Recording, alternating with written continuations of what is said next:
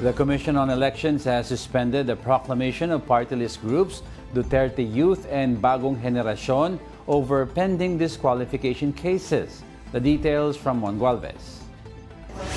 Nominees, their families, and supporters filled the Manila Hotel Tent City to the brim for the proclamation of party list groups.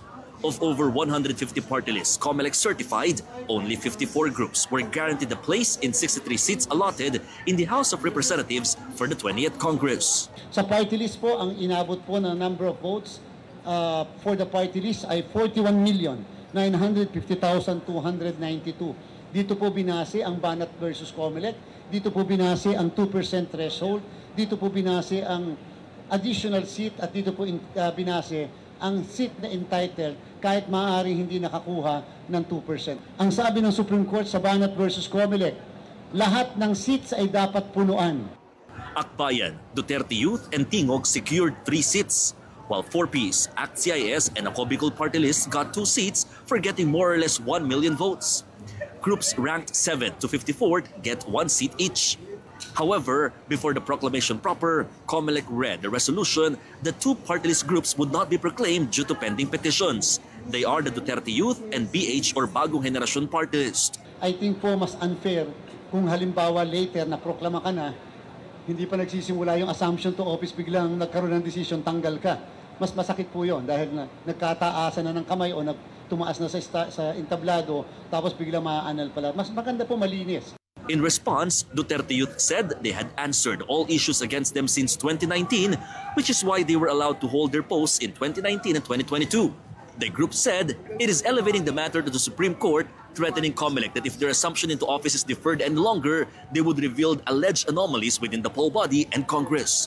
For its part, Bagong Generacion party list said they have not received a copy of the complaint yet, but they are willing to answer any grievances against them. For now, they motion for the COMELEC to urgently push through with their proclamation. Meanwhile, COMELEC reminds party list organizations that failed to win in 2 consecutive polls that they will be automatically delisted. This means they might lose accreditation and will have to reapply if they're considering running again in the next elections. For News 5, Mon Gualvez, we are One News. Now, let's discuss this further with the Duterte Youth Chairman himself, Ronald Cardema, joining us today via Zoom. Yes, good morning and welcome to News and Views once again. Thank you for joining us. Good morning po, sir, ma'am. All right, with the pronouncement of COMELEC, ano yung plan mo to challenge the alleged grave abuse of discretion? Ano game plan ng Duterte Youth Party List? Yes, we will go to the Supreme Court po today. And we will file a petition dahil napakaklaro naman po ng grave abuse of discretion. Alam nyo, napakaraming decision yung COMELEC for the past years na kapag niraise sa Supreme Court, around 70% of those cases talagang dinedeclare ng Supreme Court na grave abuse of discretion. Ito talagang klarong-klaro, kahit hindi ka abogado. Paano nangyari na discretion na lang ng COMELEC kung kailan sila magpoproklama?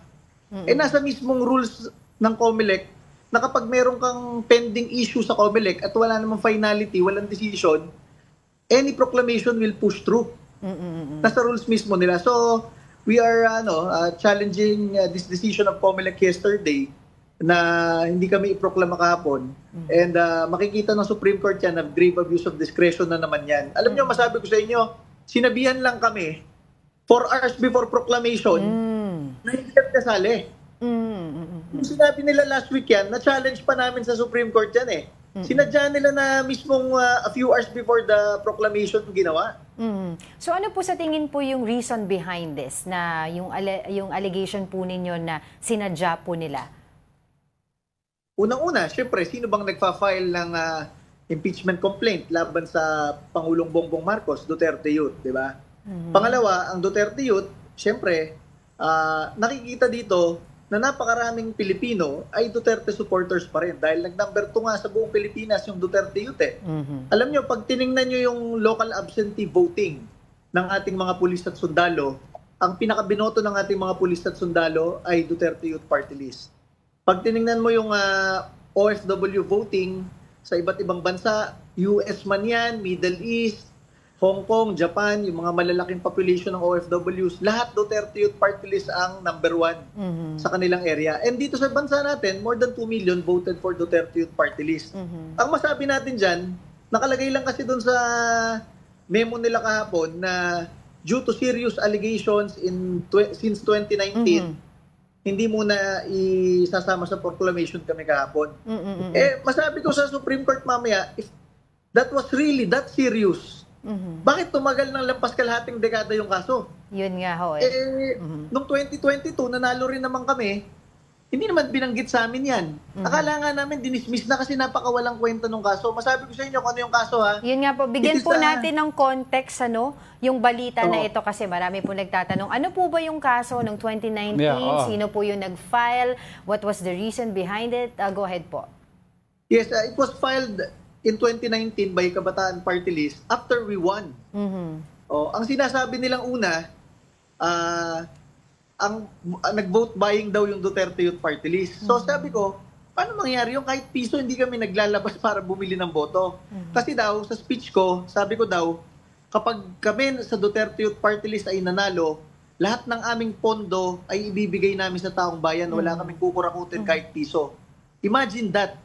Sa dami ng tunay na vote buyer na congressman, mayor at gobernador sa Pilipinas, kinasuhan kami doon ng vote buying. Kami lang nakasuhan ng vote buying dyan sa National Office ng COMELEC.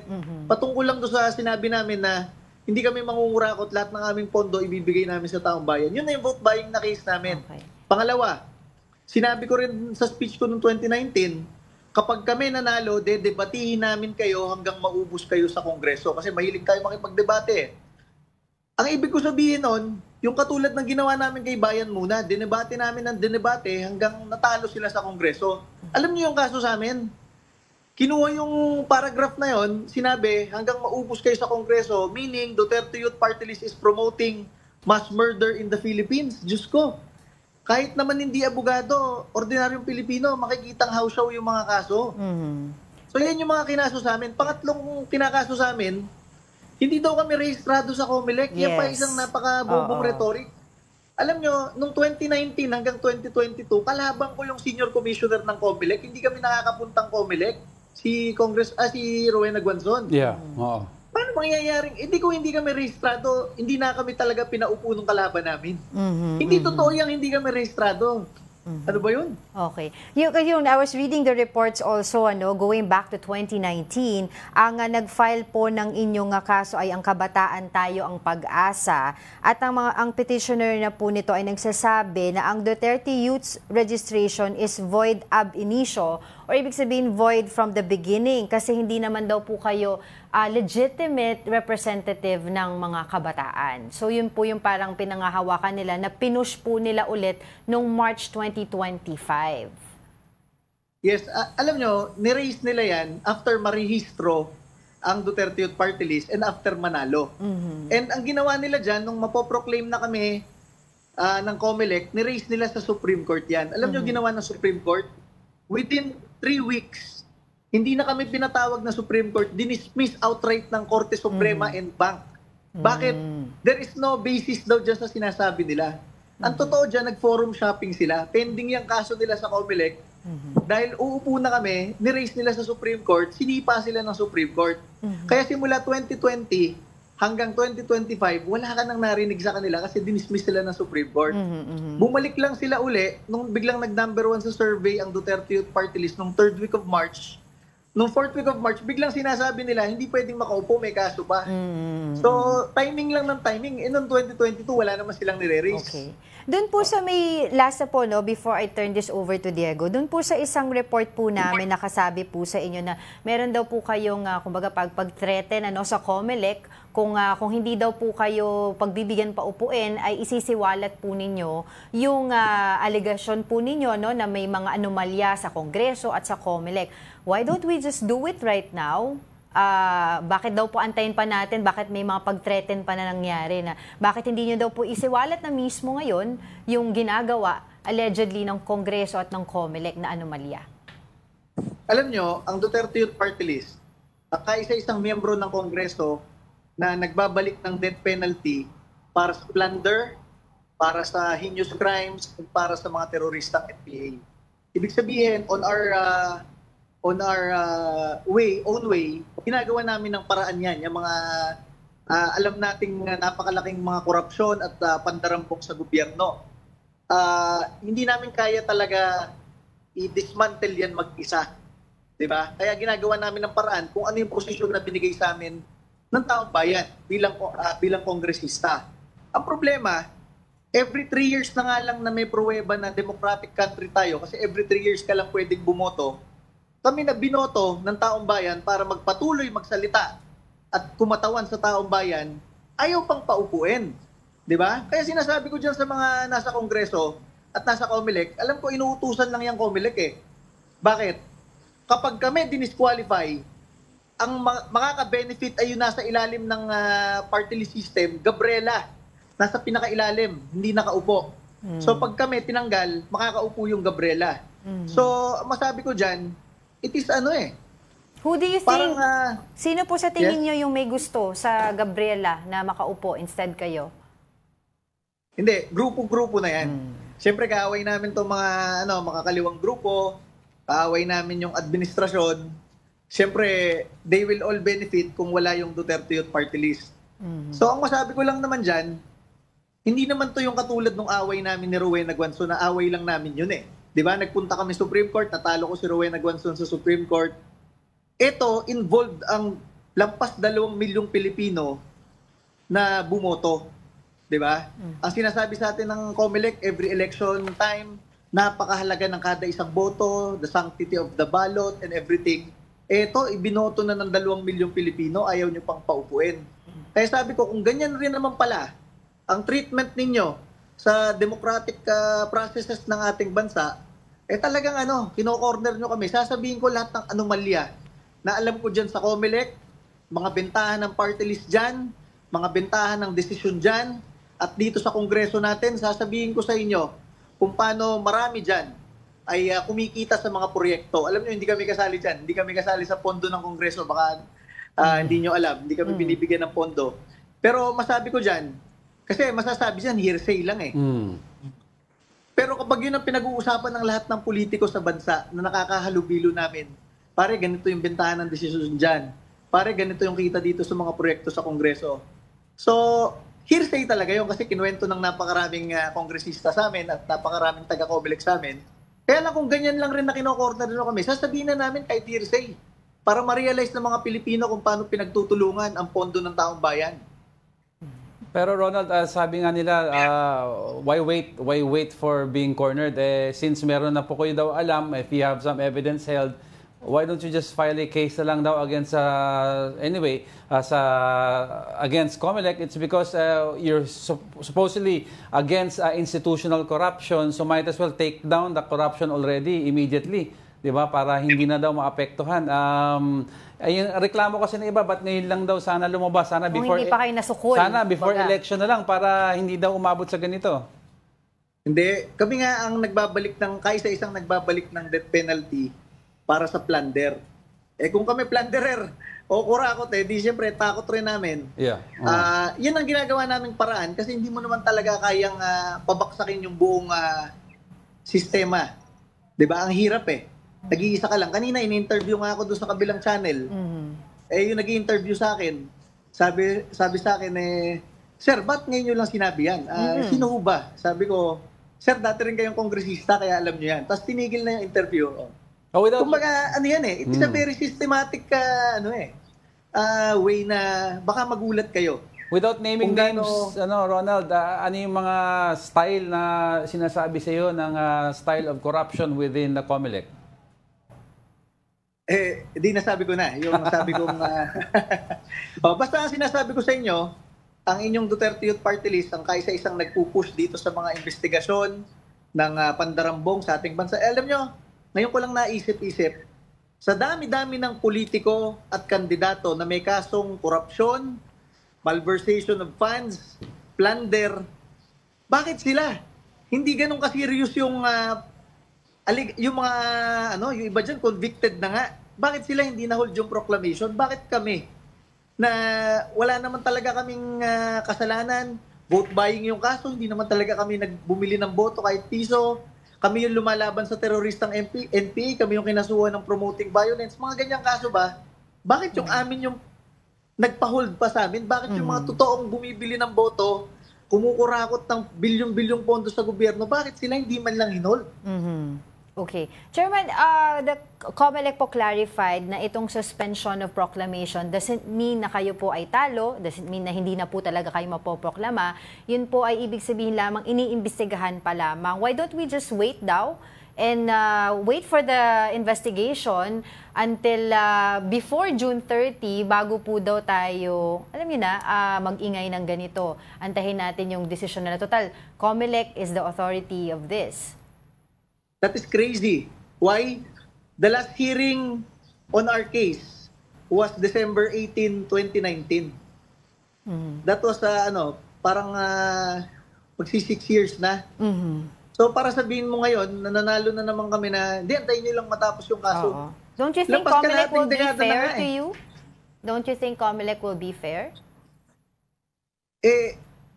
Sa tingin namin, we cannot assume on that. But what I can assume on is there is grave abuse of discretion. Bakit? Meron kang hausaw na kaso na noong 2019 pa, nung hindi kami kalaban ng administrasyon, hindi binanggit yan noong 2022 election.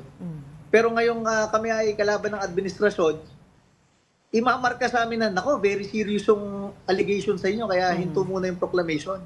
How serious is that? Ang daming mandarambong sa Pilipinas, ang daming vote buyer ngayong eleksyon na ito, wala man lang na-hold yung proclamation nila. Ang na-hold yung mismo lumalaban sa kurakot at sa mga kalokohan ng terorista sa ating bansa. Ronald, linawin ko lang, sabi mo last hearing mo with COMELEC was December, no? Tama ba 'yon? Regarding that case na pinang-hold sa amin so in other words, December 18, December 2019. 18. Okay. 2019. So mula ng last hearing nyo until at least man lang after nakuha nyo yung resulta ng election, wala man lang isang communication ang COMELEC sa inyo regarding na may possibility na baka masuspend ang inyong proclamation. In other words, you were blindsided? Is that what you're saying? Wala. Oo. Alam nyo, we just came in from another country yesterday just to attend the proclamation. Talaga umuwi kami galing sa ibang bansa kahapon. And pagdating namin ng 12 noon, magbabarong na lang kami, pupunta na kami proclamation. Saka lang in-email sa amin na hindi kami kasali.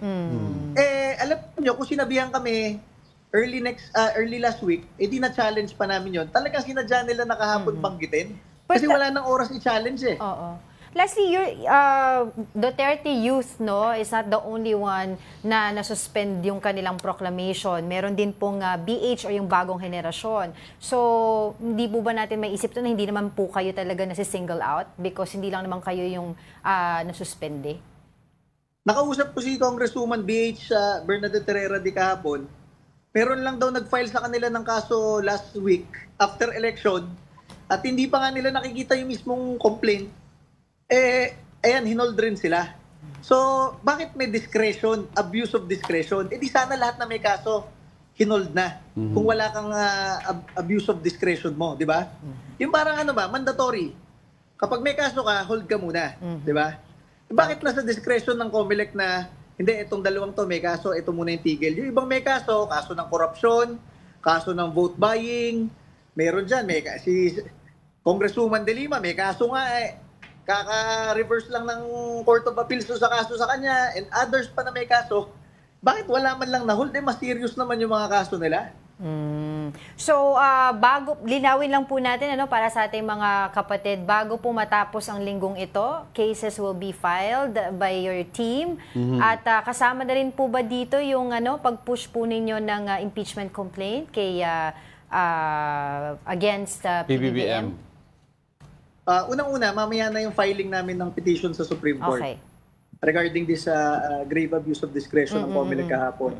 Pangalawa, just the impeachment complaint namin na ayaw tanggapin na last week sa Kongreso.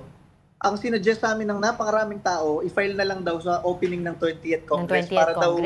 Hindi daw, malay mo, i-accept ngayon tapos sabihin, dismiss namin yan, wala na, may 1-year ban na. So yun ang advice namin ng napakaraming tao.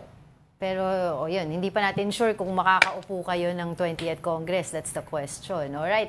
Yes, Pero dito nyo ma-realize na paano nangyari na ang isang ibinoto ay hindi nakakaupo dito sa ating bansa, di ba? Lalo na kami, kaaway namin, tong Kabataan Party List, hindi nga sila naka 2% ng boto.